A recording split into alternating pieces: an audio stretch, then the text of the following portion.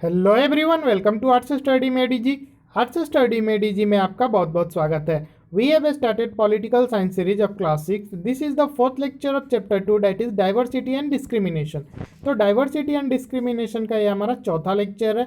इससे पहले हम लोगों ने 3 लेक्चर कर रखा है। अगर आपने पिछले तीनों लेक्चर्स को नहीं देखा है तो डिस्क्रिप्शन में आपको प्लेलिस्ट का लिंक मिल जाएगा, वहाँ से आप पिछले तीनों लेक्चर्स को एक्सेस कर सकते हैं। तो पिछले में हम लोगों ने इनइक्वालिटी और डिस्क्रिमिनेशन को देखा था, और आज का हमारा टॉपिक है ऑन बीइंग डिस्क्रिमिनेटेड अगेंस्ट, यानी कि किसी के साथ डिस्क्रिमिनेशन होता है, भेदभाव होता है तो उसको कैसा फील होता है, ये सब क्यों होता है, हमारे समाज में इसका क्या रूप है, क्या फॉर्म है, उसको हम लोग इस टॉपिक में कवर करेंगे।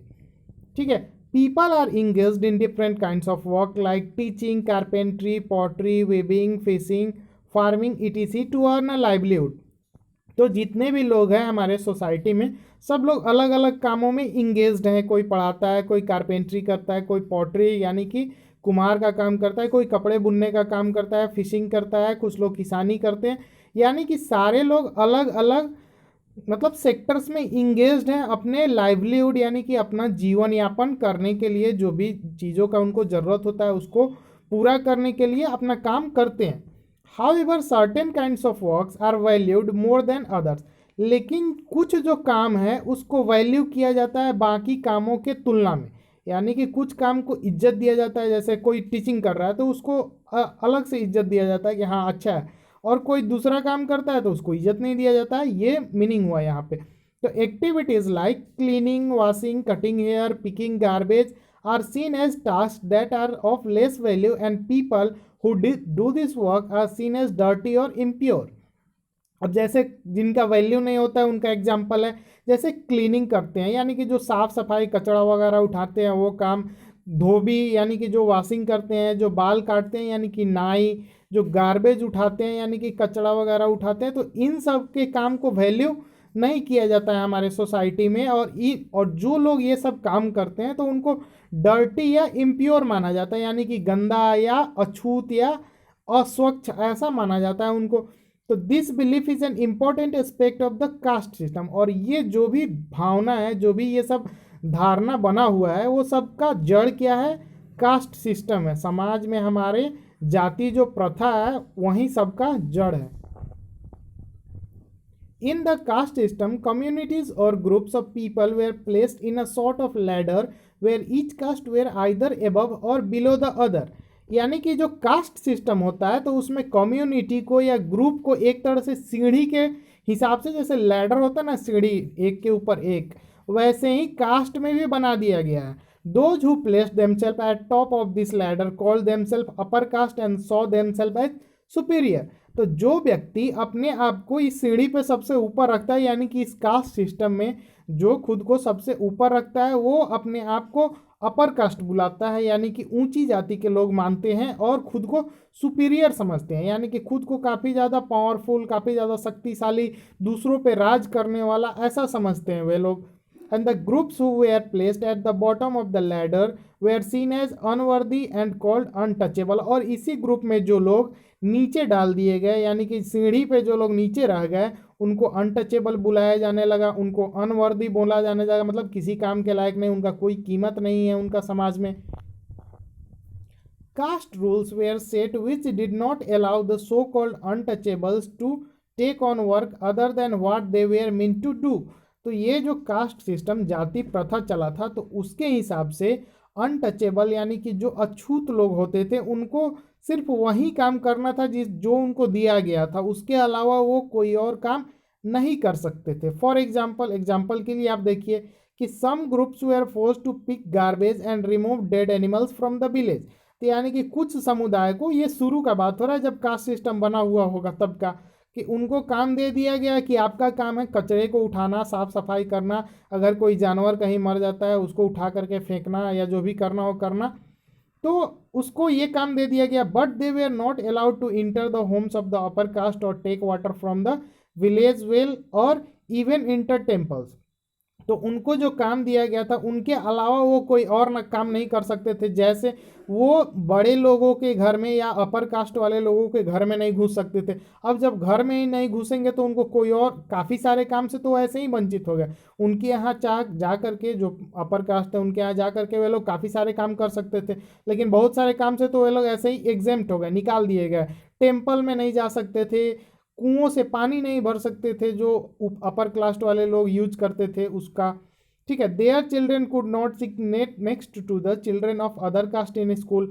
तो स्कूल में जो अदर कास्ट के लोग थे, अनटचेबल के अलावा जो लोग होते थे, उनके बगल में वे लोग के बच्चे बैठ नहीं सकते थे। Thus upper caste acted in ways which did not give the so called untouchables the same rights as they enjoyed. तो जो ऊंची जाति के लोग थे वे लोग इस तरह से एक्ट करते थे, इस तरह का भावना रखते थे कि जो नीची जाति हो उनको बराबर का दर्जा नहीं देते थे। उनको से सारे अधिकार, जो अधिकार उन लोगों का था वो अधिकार वे लोग नहीं देते थे, किसको, अनटचेबल्स को या नीची जाति वाले को। Dalit is a term that people belonging to so called lower caste use to address themselves. तो दलित एक शब्द है जो कौन यूज करता है, तो जो लोग नीची जाति के हैं वे लोग खुद को एड्रेस करने के लिए क्या बताते हैं कि हाँ मैं दलित हूँ। इसका मतलब क्या है, वे लोग खुद को एड्रेस कर रहे हैं कि हाँ मैं नीची जाति का हूँ। ठीक है, they prefer this word to untouchable. और दलित वर्ड किसके लिए यूज होता है, अनटचेबल के लिए, यानी कि अछूत के लिए वे लोग प्रीफर करते थे, मतलब यूज करते थे। Dalit means those who have been broken. Dalit का मीनिंग होता है जो टूट चुके हों, जिन पर काफ़ी ज़्यादा अत्याचार हुआ हो, काफ़ी लोग उनको प्रताड़ित किए हों। ठीक है, तो उनके लिए दलित शब्द का यूज किया जाता है। This word, according to Dalits, shows how social prejudices and discrimination have broken the Dalit people। ये वही दिखाता है कि कैसे उन लोगों को तोड़ दिया गया है, प्रताड़ित किया गया है। The government refers to this group of people as scheduled caste। तो आज जो है, आज प्रेजेंट ईरा में, आज के ज़माने में गवर्नमेंट जो है, सरकार जो है, इन लोगों को शेड्यूल कास्ट बोल करके क्या बोलता है, दलित के जगह शेड्यूल कास्ट बोलता है। ठीक है, गवर्नमेंट के सारे डॉक्यूमेंट्स में अभी भी गाँव में लोग तो दलित ही बोलते होंगे maybe. Being made to sit separately in classroom because of one's background is a form of discrimination. तो आप फोटो में देखिए कि दो बच्चे हैं जो जिनको ब्लैक से सेट किया गया, तो वो क्लास में अलग बैठे हैं, बाकी लोग अलग बैठे हैं, तो इन लोगों को अलग बैठाना, ठीक है, उनके बैकग्राउंड के बेसिस पे ये भी एक तरह का डिस्क्रिमिनेशन है, भेदभाव है। अब हम लोग भीमराव अंबेडकर जी के बारे में देखेंगे। पिछले लेक्चर में बोले थे कि हाँ अगले लेक्चर में डिस्कस करेंगे इनके बारे में, तो उसको आज हम लोग उस स्टोरी को डिस्कस करेंगे कि उनके साथ भेदभाव कैसे हुआ था। तो doctor Bhimrao Ambedkar, one of the greatest leader of India, shares his first experience of caste based discrimination which took place in 1901 when he was just 9 years old. तो डॉक्टर भीमराव अंबेडकर जो इंडिया के सबसे महान नेता, ठीक है, उन महान नेताओं के लिस्ट में से एक थे, लेकिन उनके साथ भी क्या हुआ था, कास्ट बेस्ड डिस्क्रिमिनेशन हुआ था, यानी कि जाति के आधार पर भेदभाव 1901 में हुआ था, जब वो सिर्फ 9 साल के थे तब। तो he had gone with his brothers and cousins to meet his father in Koregaon which is now in Maharashtra. तो वो कोरेगांव में, ठीक है, अपने भाई और मतलब चचेरे भाई के साथ, कजिन के साथ वो जाते हैं डॉक्टर भीमराव अंबेडकर जी कहाँ पे, तो कोरेगांव में, जो कि अभी महाराष्ट्र में, अपने पिता से मिलने के लिए। अब होता क्या है वहाँ पे, लॉन्ग डिड वी वेट, वो सारा अपना स्टोरी बताते हैं क्या होता है। तो long did we wait but no one turn up, यानी कि काफ़ी समय से हम लोग इंतजार कर रहे थे लेकिन कोई नहीं आया, ऐसा बताते हैं। An hour elapse and the station master came to inquire.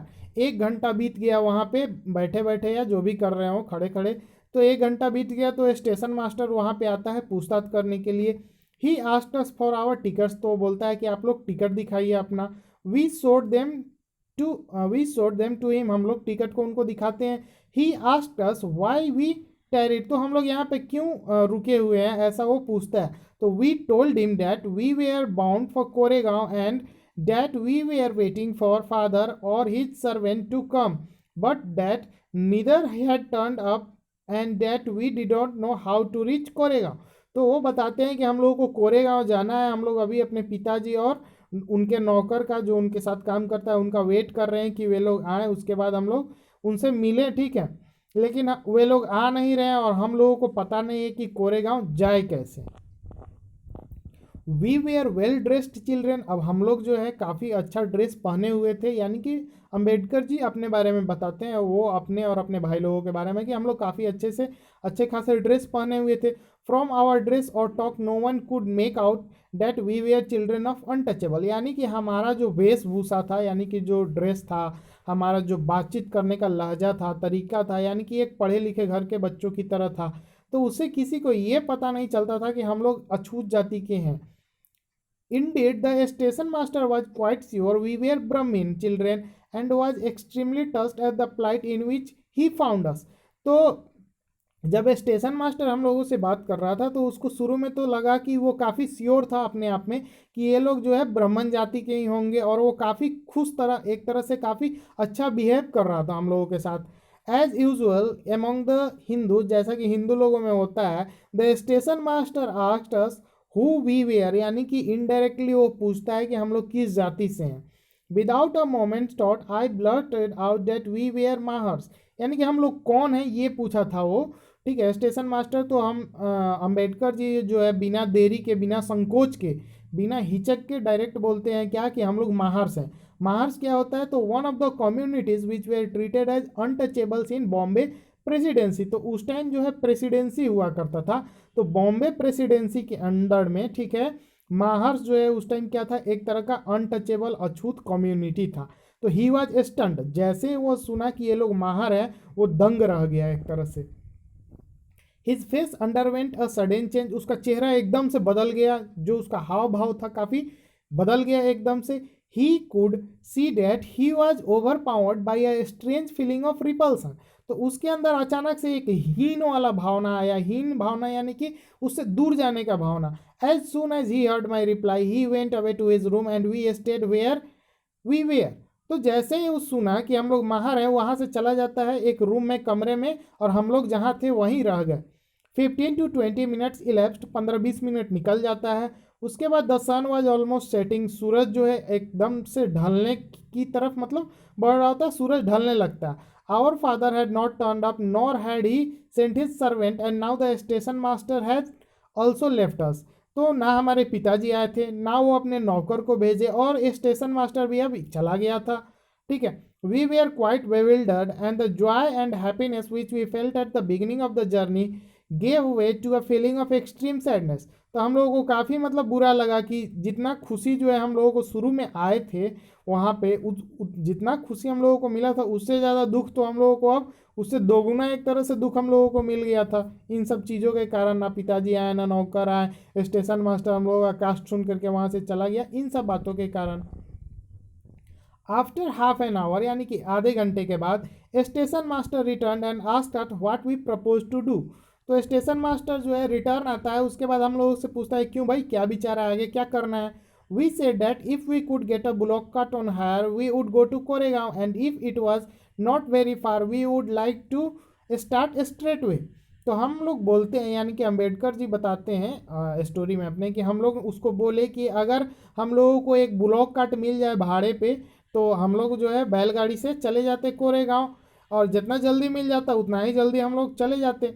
तो there were many bullock carts plying for hire, जैसे अभी स्टेशन के बाहर काफ़ी सारे ऑटो टैक्सी वगैरह रहते हैं, तो उस टाइम क्या था, काफ़ी सारे ब्लॉक कार्ट्स वहाँ पे थे, किस लिए, हायर के लिए, कोई भी उनको पैसे दे करके जा सकता था।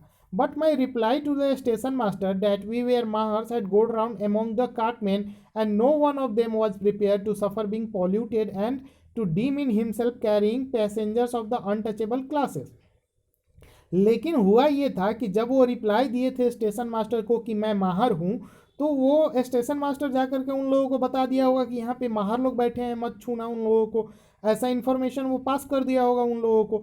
अब ब्लॉक कट वाले रेडी ही नहीं थे, ठीक है, कि इन अनटचेबल्स को क्या करे, वो भाड़े पे लेकर के जाएं और अपने को खुद से दूषित करें।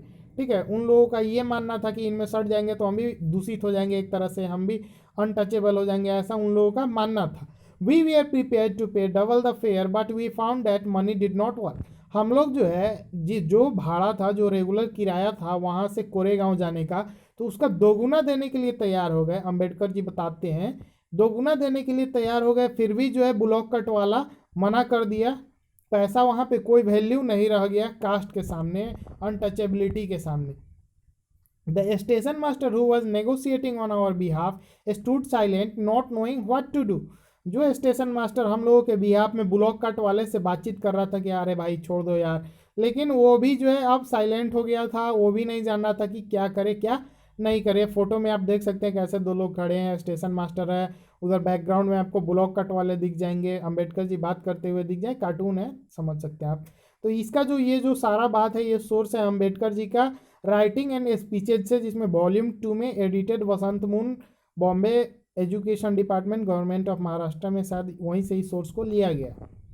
तो अब आप इमेजिन कीजिए कि how difficult it would be if people could not move easily from one place to another. आप इमेजिन कीजिए कि कोई व्यक्ति एक जगह से दूसरी जगह नहीं जा पा रहा है। How insulting and hurtful it is to have people move away. कितना दुखी होता होगा जब कोई किसी के पास से चला जाए ये सुन करके कि हाँ ये इस कास्ट के हैं, तो उसको मतलब भाड़ा पे नहीं ले जाए या उसके पास से चले जाए।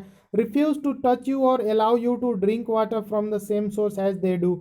आपको टच करने से मना कर दे, यानी कि आपके शरीर में टच नहीं करे। आप जहाँ से पानी पीते हैं वहाँ से आपको पानी पीने नहीं दे। तो आप इमेजिन कीजिए कि कितना डिफ़िकल्ट होता होगा, कितना मुश्किल होता होगा उन लोगों के लिए जिनके साथ ऐसा भेदभाव होता होगा। This small incident show how the simple task of going from one place to another in a cart was not available to the children, even though they could pay the money. All the cartmen at the station refused to take the children. They acted in a discriminatory manner.